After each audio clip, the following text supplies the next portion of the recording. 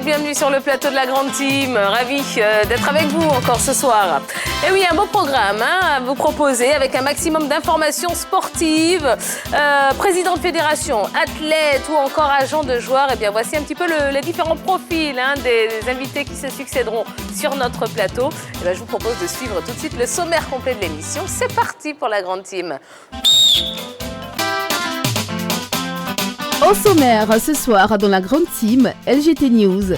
Le du sport auto également avec la 5e étape du championnat de Côte d'Ivoire. Et enfin, dans l'actu, la Grande Team reçoit l'international malien Yves Bissouma et son agent pour évoquer son transfert à Tottenham. Bonne soirée en compagnie de Tia et ses invités.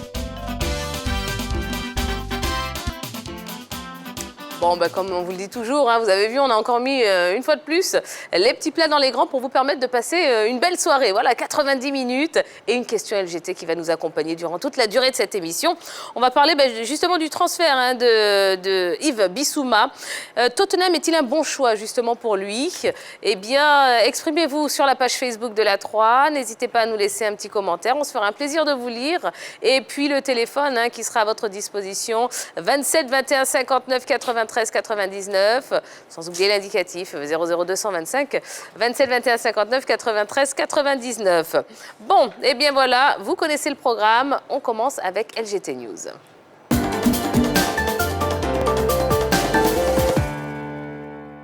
Et on ouvre les news de ce soir avec du judo, la discipline intégrée à l'OASU. Après 10 années d'absence, le judo vient à nouveau d'être réintégré au programme des compétitions organisées par l'Office ivoirien des sports scolaires et universitaires, OASU. Dès l'année 2023, tous les passionnés du judo au niveau scolaire et universitaire pourront en effet se mesurer sur les tatamis. C'est encore une reconnaissance pour notre art martial et pour notre sport, s'est exclamé le président de la Fédération ivoirienne de judo, Daboné Seydou. Vaucotruyenne, championnat du monde, 15 Vauchines ivoiriens en stage. La Côte d'Ivoire participera au championnat du monde de Vaucotruyenne en Algérie dès le mois de juillet. 12 athlètes ont été retenus pour cette compétition, dont 4 chez les dames et 8 chez les hommes. À cela s'ajoutent 2 réservistes. Les Ivoiriens restent confiants et espèrent faire mieux qu'en 2018, où ils avaient terminé 4e sur 28 pays participants. Sauf changement de dernière minute, la délégation, qui sera composée au total de 15 personnes, s'envolera pour l'Algérie le 12 juillet prochain. On poursuit avec du cyclisme. Les champions 2022 connus dimanche. C'est ce dimanche 26 juin 2022 qu'on connaîtra le nom des différents vainqueurs du championnat national sur route. Une 60aine de coureurs prendront part à cette ultime étape, aussi bien chez les hommes que chez les dames. Pour les successions de Cissé Isiaka de la SOA et de Sorominata, Océan Vélo Club de Port-Bouët. Le top départ sera donné devant le camp militaire de Gallieni au plateau. Les hommes auront 133 km à avaler. Quant aux dames, ce sera 70 km. Football, Ligue 2, Stade Africa, ce sera vendredi. Sauf changement de dernière minute, le choc Stade Africa décisif pour la montée en Ligue 1 se jouera le vendredi 26 juin. Stadistes et Aiglons se retrouveront donc au stade Robert Champroux de Marcory pour la 3e fois en une semaine pour cette opposition tant attendue, tout en espérant que cette fois ce soit la bonne. Rappelons que ce match, initialement prévu le lundi dernier, avait été décalé en raison d'une pluie diluvienne qui rendait impraticable la pelouse synthétique du Robert Champroux. Reporté le lendemain, il a été ajourné de nouveau pour la même cause. Accord Ajax-Dortmund pour à l'heure. Selon la presse hexagonale, un accord entre l'Ajax Amsterdam et le Borussia Dortmund pour un éventuel transfert de Sébastien Haller en Bundesliga vient d'être trouvé. Dans cet épisode, notons que c'est la 2e approche. Je termine avec ce retour triomphal pour Pogba. Paul Pogba a profité de ses vacances pour revenir se ressourcer dans son pays d'origine, la Guinée. L'international français gardera en mémoire ce retour au pays. En effet, la population sortie nombreuse lui a accordé un accueil chaleureux et digne d'un chef d'État dans les rues de Conakry. Présent dans le cadre de l'initiative 48 heures pour la Guinée, qui vise à lever des fonds afin de venir en aide au peuple guinéen, le tricolore organisera un match de gala. Vikash Dorasso, Eladji Diouf, Jean de Makoun et plusieurs autres stars du football participeront à cette action de portée sociale. Voilà l'essentiel de l'actualité sportive du jour. Eh bien, nous allons pouvoir retrouver la team de ce soir. Ouais, 3 hommes pour m'accompagner. Eh bien, bonsoir, messieurs. Bonsoir, Tia. Comment allez-vous? Ça va. J'aime bien votre chorale, hein. Elle est pas mal. Bonsoir, messieurs. Bon, ça va bien? Prêt? Bien. Pour notre marathon de 90 minutes, hein, Jean-Philippe Poréa, Ballot, Roger Stéphane et du monde qui va défiler sur notre plateau. Vous avez vu, Yves Bissouma sera là dans quelques instants, Michael Ncho, agent de joueur, sera là dans quelques instants, le président de la Fédération ivoirienne de floorball ou encore de pilotes de rallye. Eh bien, voici un petit peu le programme. Je vous rappelle la question LGT. On va parler évidemment du transfert d'Yves Bissouma à Tottenham. Est-ce que c'est un bon choix pour lui?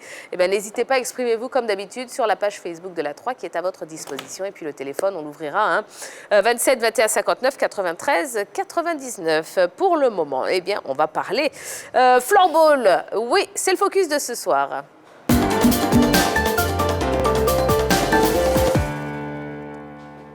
Au menu de notre focus ce soir, oui, du floorball, sport de cross, cousin du hockey sur glace qui gagne du terrain avec des techniques, des tactiques, des règles et un équipement spécifique. La Côte d'Ivoire s'y est mise depuis quelques années. Notre pays était d'ailleurs en Italie dernièrement pour les éliminatoires de la Coupe du Monde. Eh bien, le président de la fédération, M. Marcel Ouadja, sera dans quelques instants sur notre plateau pour nous familiariser un petit peu avec cette discipline et dresser le bilan de la participation ivoirienne à cette fenêtre qualificative. Eh bien, merci de l'accueillir sur le plateau et chez vous. Et je vous laisse faire les présentations, M. Ouadja. C'est M. Béli Yves, athlète floorball. D'accord. Comment allez-vous? Ça va bien, ça va bien. Bon, eh bien, merci d'avoir accepté l'invitation. Je vous présente la team de ce soir. Bonsoir, président. Bonsoir, champion. Présentez-nous un petit peu votre équipement. Vous êtes venu... Oui, nous sommes venus avec une crosse. Ouais. Vu que le floorball se pratique avec une crosse et une balle et un masque pour le gardien des buts. Voilà, qu'on le voit bien. On peut le sortir de la boîte ou... On peut. Voilà, justement, une crosse. Donc, on le disait tantôt, c'est vrai que c'est un sport qui se rapproche du hockey, par exemple. Mais quelle est la différence entre ces deux disciplines? Oui, il faut dire déjà que la différence entre le hockey et le floorball, c'est au niveau des terrains. Oui. Pour le floorball, c'est un terrain de handball qui se joue et qui est entouré d'une balustrade de 50 cm, contrairement au hockey sur glace où la balustrade est assez plus grande. D'accord. Et au niveau des équipements des joueurs, vous pouvez bien le constater, au niveau des joueurs, c'est juste un maillot, un short et des tenues de basket. Tandis que le hockey sur glace, tous les joueurs sont protégés, en fait, vu que c'est plus contact. Tandis que le floorball, c'est des disciplines, un sport sans contact. D'accord. Oui, et au-delà du hockey sur glace, on a d'autres sports de cross, comme le rink hockey, le hockey sur gazon. Est-ce qu'il y a des spécificités également par rapport à ces autres sports? Non, au niveau du hockey, il y a le hockey sur glace, le hockey sur gazon, le hockey en salle. Tout ça regroupe le hockey. Mais le floorball est une discipline qui est similaire du hockey. C'est un dérivé du hockey. Donc, ça ne fait pas partie de la famille du hockey. D'accord, des sports de course. Floorball comme du hockey sur surface dure, tout simplement. Parce que c'est vrai qu'on parle, c'est la sémantique. Aux États-Unis, on dit soccer, on sait que c'est le football. Ouais. Le football, c'est un autre sport aux États-Unis, donc peut-être que c'est... Nous, on pense, quand on le voit dans la pratique, c'est comme du hockey sur surface dure. Oui, ça se pratique sur du parquet qui est recouvert d'un tapis lisse. Donc ici, on essaie de s'adapter en fonction de nos terrains. Donc il y a le palais des sports de Trècheville avec le parquet qu'on essaie de jouer. Pour faire aussi la promotion de cette discipline, on le joue en plein air, comme il y a une formule qu'on appelle le street floorball. Donc on le joue un peu sur terrasse. Voilà. Et sur les équipes, c'est 5 joueurs par équipe plus un gardien? Oui, 5 joueurs, donc 6 par équipe. Et 3 fois 20 minutes?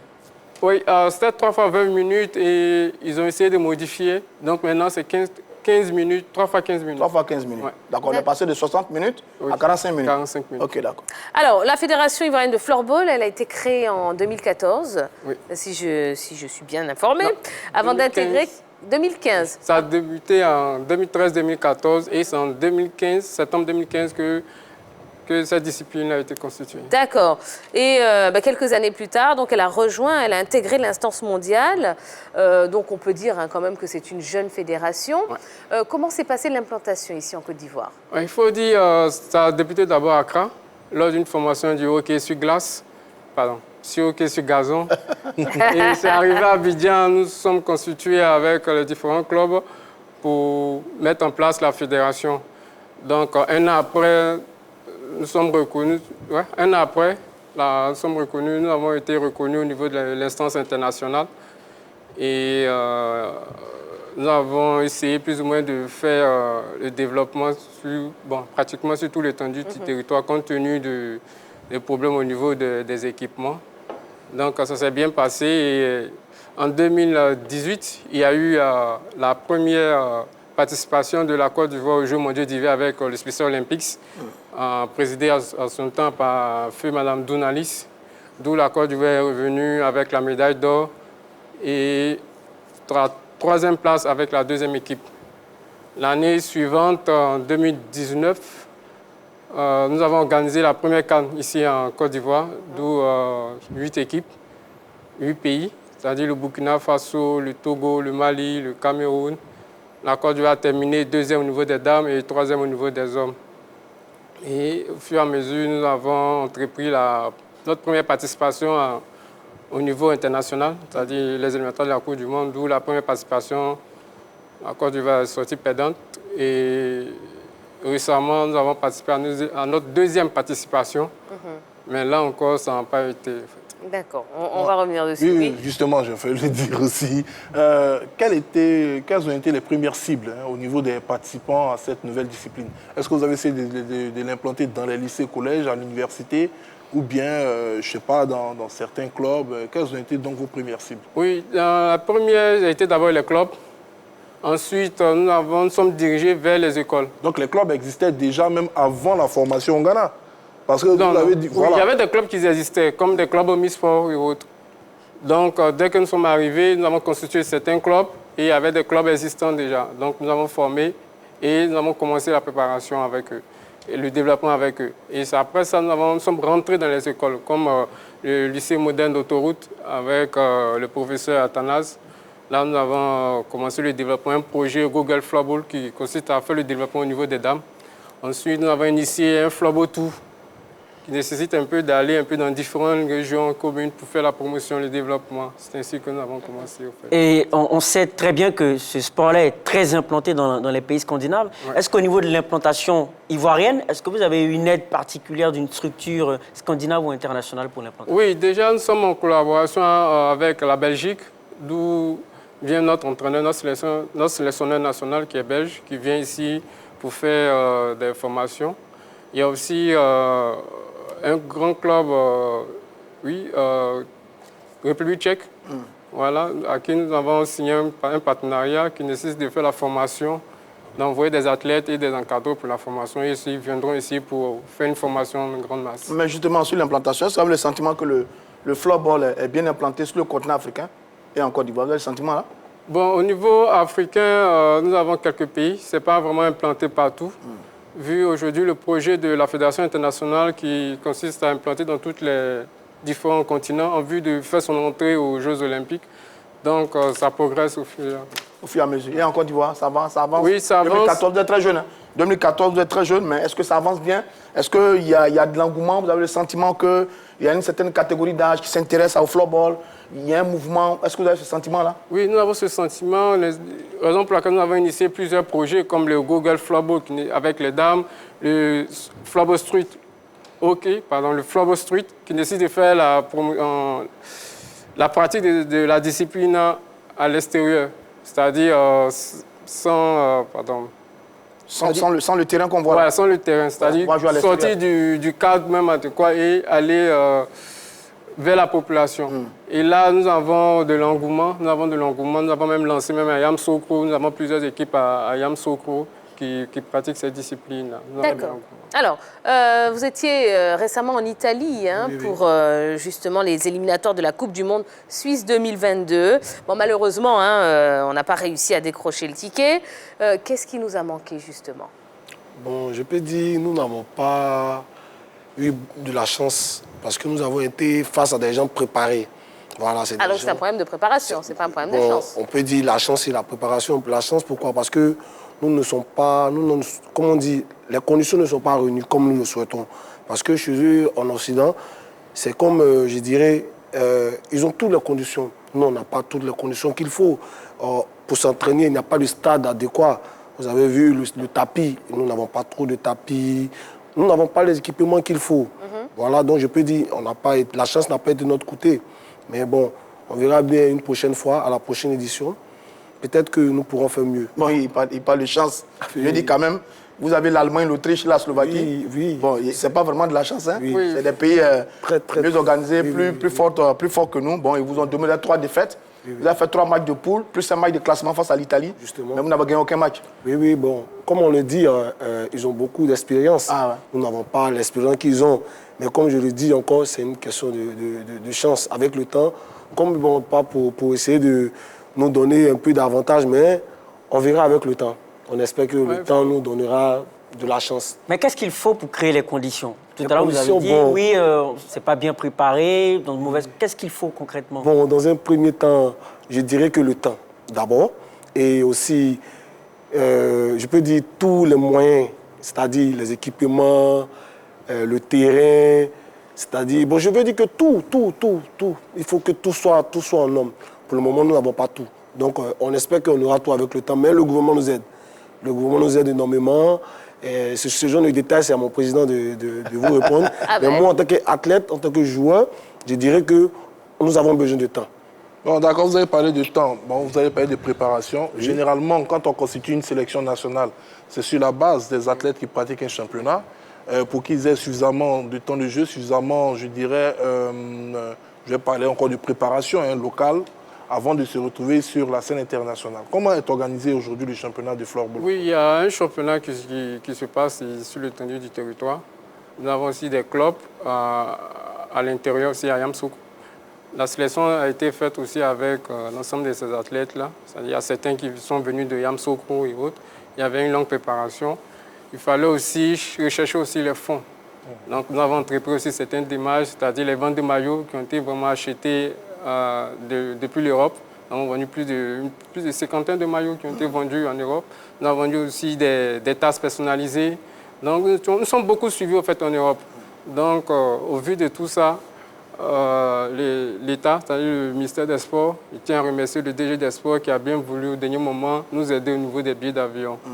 Donc, il a bien aussi signifié, puisque les visas aussi, il y a eu problème parce que nous avons reçu les visas tard. C'est-à-dire dans la préparation, on devait aller un jeudi et nous avons reçu les visas un samedi, c'est-à-dire après. Bon, d'accord. Voilà. Donc, nous sommes arrivés à Celiano à la veille de la compétition. Donc, du coup, avec le décalage d'horaire, les enfants n'ont pas pu bien se reposer. Nous sommes rentrés directement en compétition. Donc, ce qui n'a pas été vraiment à notre faveur. Bon, alors pour ce prochain mondial, la Côte d'Ivoire n'a pas décroché de ticket, mais il n'y a pas que la Côte d'Ivoire, puisque tous les continents seront représentés, sauf l'Afrique. Oui. Qu'est-ce qui explique cela? Nous étions la seule nation africaine à participer à cette qualification. Malheureusement, ça n'a pas été, donc on espère mieux préparer sur les 2 années à venir. Bon, alors la prochaine échéance internationale, c'est quand? C'est en 2024. En 2024, donc déjà, nous sommes entrés en collaboration avec un père du Vatican qui a décidé d'aider les athlètes, de donner des bourses afin qu'ils puissent suivre une formation sport-études sur 3 mois. Et ensuite, des experts viendront ici animer des formations sur la période afin de mieux préparer les athlètes pour les prochaines échéances. Mais sur cette campagne éliminatoire qui a eu lieu en Italie, c'est vrai que vous avez perdu tous vos matchs, mais vous n'avez pas été totalement ridicule quand même. Stéphane Bolou, il a été le meilleur gardien. Trabi, il a été le meilleur homme du match face à la Slovaquie. Et Marcel Wadia, meilleur joueur du match, homme du match face à l'Allemagne. Je dis quand même, c'est des signes encourageants qui montrent que oui, c'est vrai que vous avez perdu, mais vous n'avez pas été totalement ridicule quand même à ces éliminatoires-là. Oui, au fur et à mesure, c'est vrai, comme il est signifié, le premier match était difficile parce que nous étions fatigués, nous étions contre la 3e équipe mondiale. Ensuite, le deuxième match, c'était contre une des top 5. Et c'est à partir du 3e match Oui, du deuxième match qu'on a commencé au fur et à mesure à monter en puissance. Les athlètes se sont regroupés entre eux, se sont parlé. Et puis, bon, il y a eu aussi les baisses un peu, bon. L'avenir radieux, ouais. D'accord, ok. D'accord, ben merci. C'était ma dernière question. Ah, bon, d'accord. L'avenir s'annonce radieux du côté du floorball ivoirien? Prometteur. D'accord. Et quel est le niveau réel des joueurs, rapidement, par rapport à certaines nations? Bon, au niveau... dans le classement international, nous sommes premiers, déjà. En Afrique? Oui, en Afrique, au vu de nos compétitions, nous sommes premiers. Derrière, nous avons quitté du 40e place à 36e. Et je pense qu'après cette éliminatoire, je pense qu'on sera parmi les 29 mondiaux. Ouais. Ah, c'est pas mal. D'accord. Ben, merci beaucoup, Président, et merci à votre athlète d'être venu sur le plateau. Ben, on en a appris un petit peu plus sur le floorball ivoirien, sur le floorball déjà, et puis sur la Fédération ivoirienne de floorball. Ben, n'hésitez pas, vous revenez nous donner des nouvelles quand vous voulez. Et ben, on espère en tout cas que ça a donné envie aux téléspectateurs de découvrir cette belle discipline. Parce qu'apparemment vous êtes implanté donc sur tout le territoire. Donc si ça vous tente, ben, n'hésitez pas, rapprochez-vous d'un club peut-être dans votre région. Et puis il faut pousser. On sera là en tout cas pour vous suivre. Merci beaucoup, Président. Allez, on va marquer une petite pause. Juste après, on passera au sport auto. Oui, avec la FISA qui lance la 5e étape du championnat de Côte d'Ivoire. Et puis, après, bien, nous recevrons un autre invité, Yves Bissouma, voilà, qui viendra avec son agent. Et ben, on va parler un petit peu de lui, de sa carrière, de ses projets, de ses ambitions. Enfin bref, un beau programme jusqu'à 22h. À tout de suite.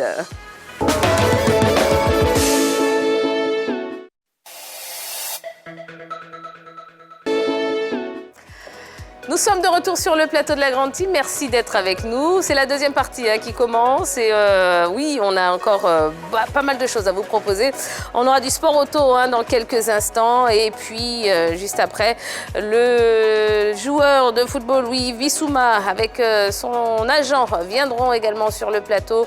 Voilà, on le voit en train de se préparer. Il est en train de passer au maquillage, donc il sera avec nous dans quelques instants.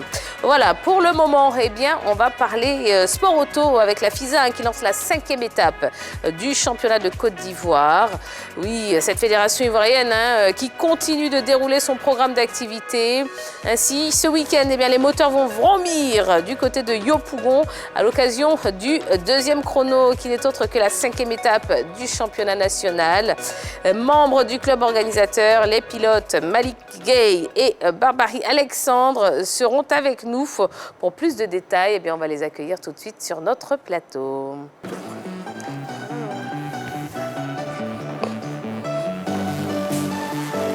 Bonsoir, bonsoir. Bonsoir. Comment allez-vous, messieurs? Grâce de Dieu, ça va. Bien? Oui, ça va. Ben, super. Alors, Malik Ibrahim. Oui. Comment allez-vous? Par la grâce de Dieu, ça va. Ok, super. Vice-champion en titre. Vous êtes membre de l'organisation de ce rallye 2e top chrono, n'est-ce pas? C'est ça. Voilà, tout comme Alexandre qui est avec nous, champion en titre, catégorie 2 roues motrices. Alors, est-ce que tout est fin prêt pour la compétition? À 90%, oui, nous sommes prêts.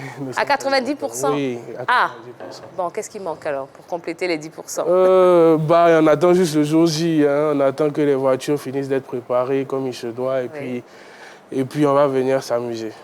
Ah, bon, très bien. Alors, le 2e top chrono, ce sera samedi et dimanche. Vous avez vu qu'il y a des problèmes de temps en ce moment, de météo. Est-ce que vous commencez à appréhender ça? On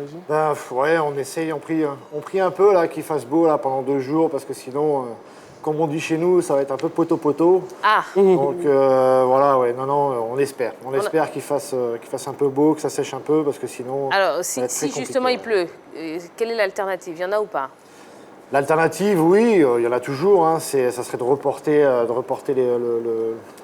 la spéciale, enfin le top chrono à une date ultérieure. Maintenant, c'est sous l'égide de la fédération. Après, on les écoute aussi, quoi. Ouais.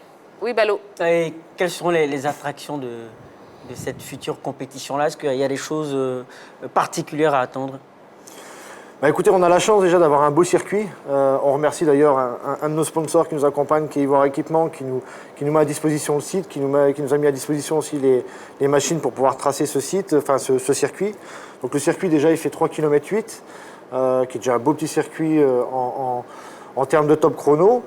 Après, voilà, c'est très vallonné là-bas, donc ça va être très joli. On s'est arrangé avec tout le monde en fait, pour faire une belle plateforme afin que les spectateurs qui viennent puissent voir en fait, tout le circuit, en fait, que ça soit en haut ou en bas et tout ça. Donc là, voilà, on aura installé une petite buvette, petit maquis, afin que tout le monde puisse se désaltérer, se restaurer, parce qu'il y aura un grand soleil. C'est au PK24 à Loquois, c'est bien ça? C'est ça, PK24. C'est ça. C'est ça, donc en fait, voilà, il faut sortir à la sortie d'Aloquois, donc c'est le premier pont après le péage, de l'autoroute du Nord. Puis après, de toute façon, voilà, on aura tout fléché pour indiquer aux spectateurs de... Combien d'équipages pour l'instant se sont inscrits pour ce tour? Actuellement, nous avons 15 équipages, la liste est bouclée. Nous avons 15 équipages qui seront présents pour... D'accord. On peut avoir des noms? Barbarie Alexandre, Malik Ibrahim Gueye, Gary Shane sera là.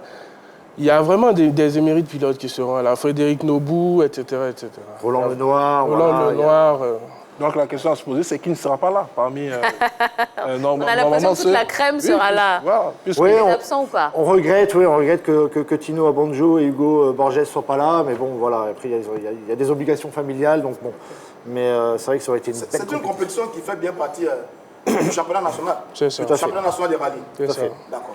Les spécificités au niveau de ce tracé, est-ce que vous attendez à ce que des records soient battus, par exemple?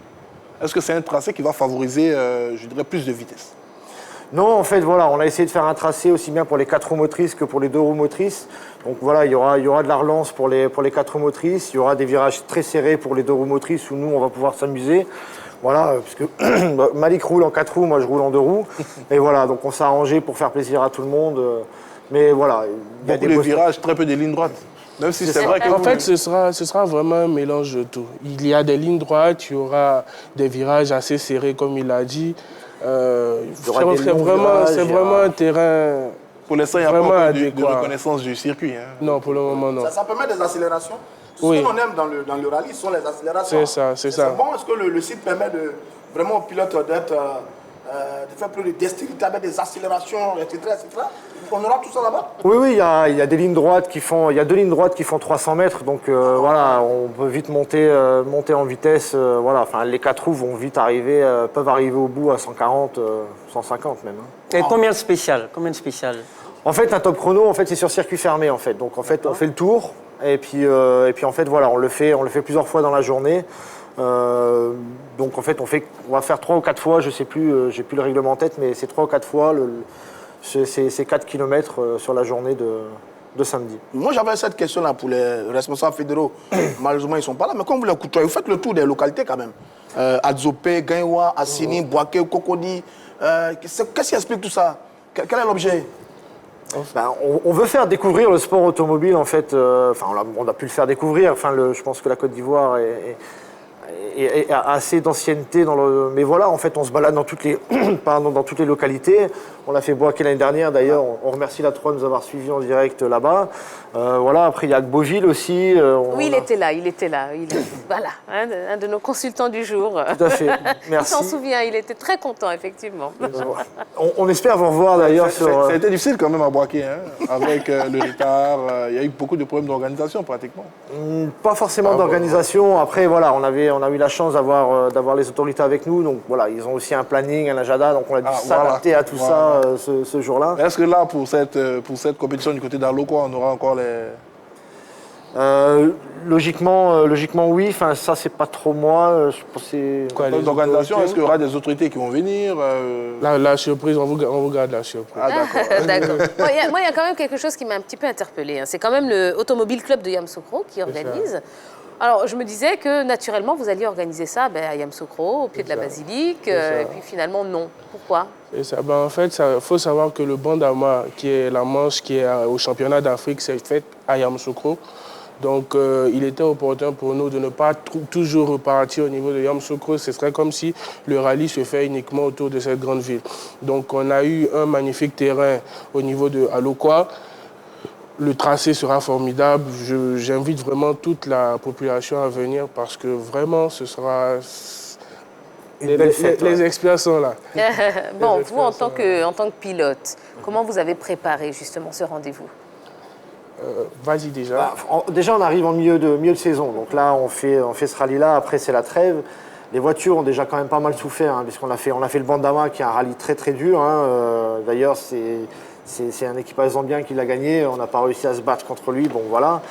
Après, on a fait Assini, qui a été un rallye aussi compliqué. Enfin, tous les rallyes sont compliqués, Gagnoa et tout ça. Donc, les voitures souffrent un peu. Donc, au final, nous, pilotes et les voitures, on est contents qu'on arrive en milieu de saison, qu'on puisse démonter vraiment toute la voiture pour la refaire, pour repartir sur la deuxième partie de saison. Quel est votre regard sur, je dirais, le parc auto du rallye actuellement? Est-ce que ces véhicules ne sont pas assez usés? Est-ce que vous ne pensez pas qu'ils ont atteint quand même un certain kilomètre, une certaine limite d'âge? Il faut les renouveler? Non, après, en termes d'âge, oui, voilà, on a des voitures assez anciennes, mais après, l'âge d'une voiture ne veut rien dire. Je veux dire, après, c'est le moteur, c'est la mécanique, c'est en termes de kilomètres.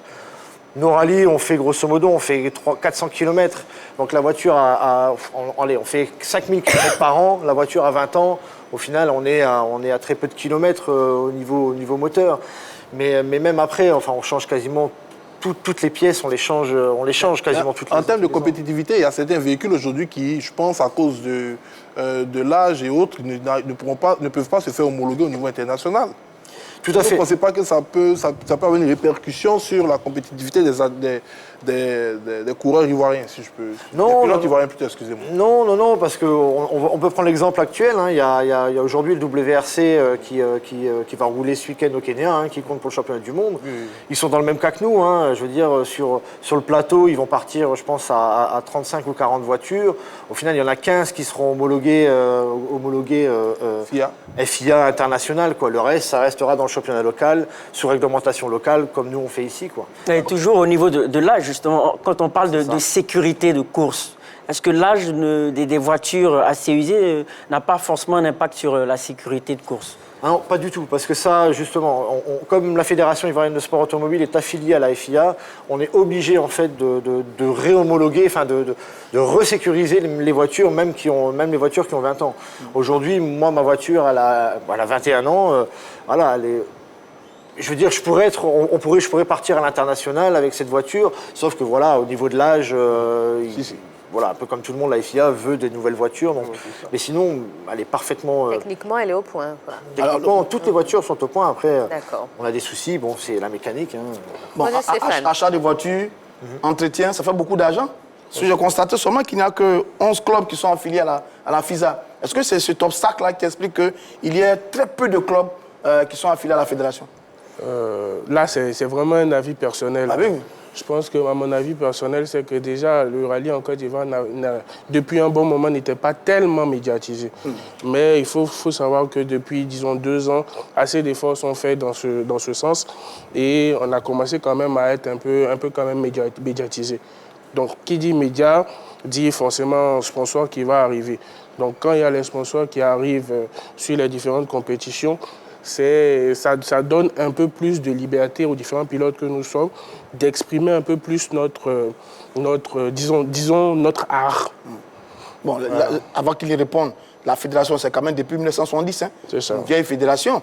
Et le rallye est bien connu. On a participé au championnat du monde. On a même une course qui est une distance du championnat du monde, etc. etc. C'est vrai que sur les 2 dernières années, il y a eu la crise qui a amené la séparation d'ailleurs, qui a scindé la fédération 2. Mais quand même, le rallye ivoirien, il est connu depuis de nombreuses années. 2022, on n'a que 11 clubs affiliés à la fédération. Je me dis, est-ce qu'on n'est pas en train de faire un peu du surplacement pour dégraisser? Parce qu'en 78, on était compétition championnat du monde. Est-ce qu'on n'est pas en train de régresser véritablement au nom du rallye ivoirien? Nous, on espère que non. Très sincèrement, nous, on espère que non. Après, la séparation qu'il y a entre la petite crise, et moi, franchement, je ne veux pas vraiment m'immiscer là-dedans. La petite crise qu'il y a, c'est clair que ça joue un peu sur la compétitivité. Mais vraiment, je dis, nous, pilotes automobiles, on espère vraiment qu'il y aura déjà une solution assez rapide, que tout va rentrer dans l'ordre rapidement pour qu'on puisse à nouveau avoir un rallye en Côte d'Ivoire qui brille. Mais des efforts sont faits, des efforts qui ne sont pas négligeables. Et on espère vraiment que d'ici très peu, tout va rentrer dans l'ordre. Oui, et déjà toujours par rapport à ce championnat-là, on a des écuries, hein, je suppose des équipes au niveau des équipages. Quel est le niveau en fait? C'est-à-dire que est-ce qu'il y a un fossé entre un équipage qui est beaucoup supérieur aux autres ou il y a un nivellement de valeur au niveau des équipages qui vont évoluer? J'ai envie de vous répondre, c'est comme dans n'importe quel sport. Hein. Je veux dire, vous prenez le football, voilà, enfin, il y a Monsieur Yves qui va arriver là, voilà. En Angleterre, vous avez 5-6 clubs, et puis voilà, vous avez le ventre mou, et puis vous avez ceux qui se battent pour la fin. En Ligue 1, c'est pareil. Enfin voilà, je veux dire, au handball, c'est pareil. J'ai envie de dire, voilà, oui, il y a des équipages très bons. Hein. On pense à Gary, multiple champion de Côte d'Ivoire, champion d'Afrique. Voilà, après il y a Tino, il y a Fredo. Même vous. Oui. Puis enfin voilà, j'ai envie de dire même Malik. Hein. Malik, on en reparlera d'ici quelques années, mais voilà, Malik est jeune, il vient de démarrer, mais je le suis. Ça monte beaucoup, ouais. Donc voilà, donc non, c'est. Ça peut qu'avancer, quoi. D'accord. Même si du côté de Malik, il n'y a pas beaucoup de véhicules en 4 roues motrices actuellement. Et c'est tout mon avantage pour le moment. Allez, donnez-nous envie de venir voir justement ce deuxième top chrono. Qu'est-ce que vous pouvez dire pour motiver justement la population à sortir massivement? Déjà, moi, ce que je sais du rallye, parce que je suis un grand amoureux du rallye, le rallye, c'est pas on supporte beaucoup plus tel équipage, on supporte vraiment le plaisir que le rallye offre.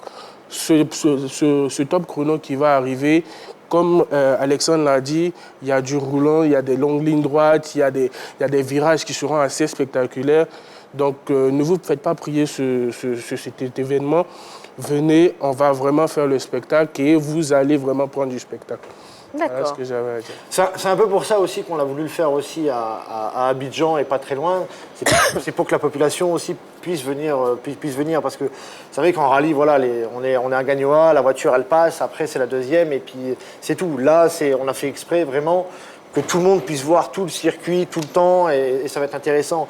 Il y a des bosses naturelles aussi qui peuvent être sympas. Il y en a une paire qui vont faire quelques sauts, je pense, sur cette bosse. Donc voilà, il y a du spectacle qui va arriver. Et on va prier pour que la météo soit clémente merci. week-end. Voilà, merci beaucoup. Merci à vous. Eh ben, on vous souhaite une belle compétition et on espère que voilà, le temps le permettra et que la population sortira massivement. En tout cas, on sera là et on donnera des nouvelles en début de semaine prochaine. Merci, voilà. Merci.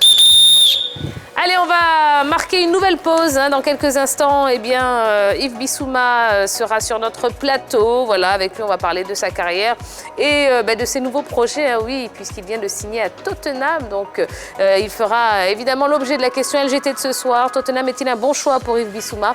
Eh bien, continuez à aller massivement sur la page Facebook de la 3 pour vous y exprimer. À tout de suite.